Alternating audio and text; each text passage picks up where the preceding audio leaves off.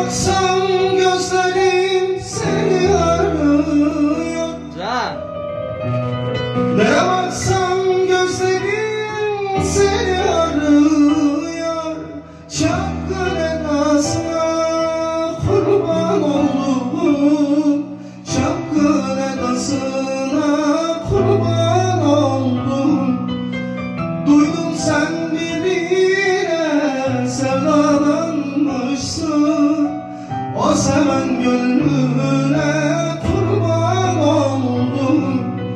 Kurban oldum, kurban oldum. Seni yarana kurban oldum.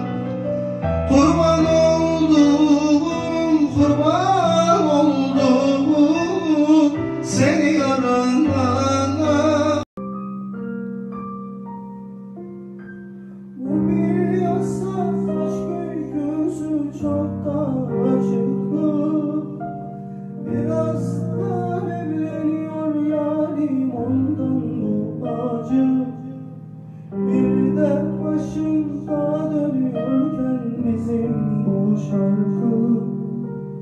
Mutluluk hediyem şarkımda senin olsun. Ey Tanrım, dayanabilir miyim buna ben? Yardım et, çıkar onu, al aklımdan lütfen. Taşıyamayabilirim, düşerim bilmem. Ne de güzel olmuşsundur beyazlar içinde sen. Ay geçer, yıl geçer, uyanmazsın ki.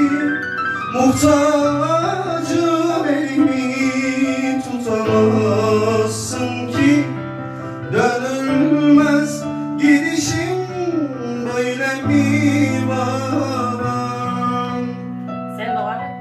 Nasıl etsem bir yolunu bulamıyorum. Seni bir başkasından soramıyorum.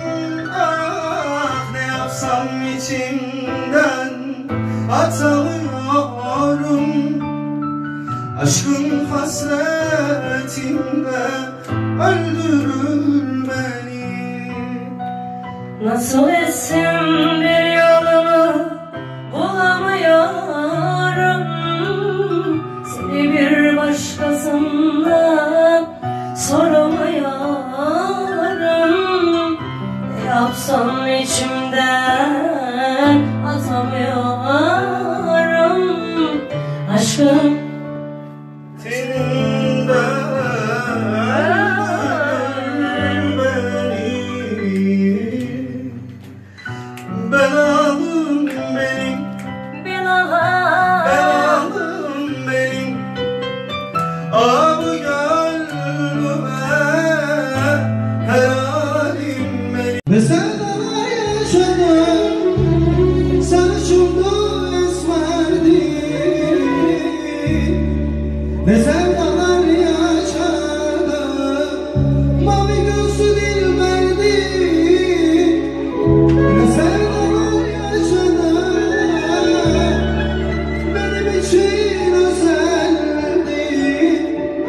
Ne sevdalar yaşadım, mavi gözlü dilberdi.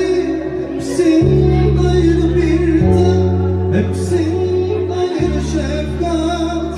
Öyle bir var ki